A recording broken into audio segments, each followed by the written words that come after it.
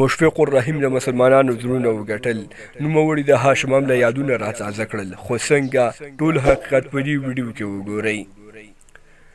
د بنگلاديش کرکټ ملي لوبډلې تکړه توپوهونکي مشفق الرحیم چې اوس مهال د زیمبابوې په لسوریز کرکټ لیګ کې د جوبرګ بوفالیوز لوبډلې لپاره لوبیږي، په لوبه کې یوه حیرانونکې کړنه کړې او خپل اسلامي فرایض یې ادا کړي چې له امله یې د مسلمانانو زړونه ګټلي.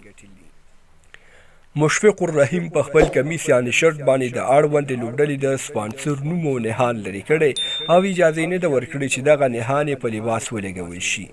تر اوسه نه دي ویل شوي چې مشفق الرحیم د دې کار په برخه کې سزاوار شوی او که نه، خو د جوبرګ بوفالیوز لوبډلې اړوند سپانسر یو آنلاین قماروهنې شرکت دی چې کارونه د اسلام له سپېڅلي دین سره په ټکر اوان مطلق حرام دي. یاد دې وي چې له مشفق الرحیم وړاندې هاشم امله د خپل هیواد د شرابو او ولسمشر محمد نبي په کارابین لیګ کې د خپلې اړوندې لوبډلې آنلاین قماروهنې سپانسر نښانونه لرې کړي وو چې په بدل کې سزاوې هم منلې وې. خوږو ملګرو، تاسې د مشفق الرحیم د دغې کړنې په تړاو څه نظر لرئ؟ په کمنټ کې راسره شریک کړئ. که زموږ ویډیو مو خوښه شوي وي حتما ویډیو لایک او شیر کړئ. په پای کې زموږ یوټیوب چینل هم سبسکرایب کړئ. تر بیا او بلې ویډیو ښې چارې لوی الله مو مل شه.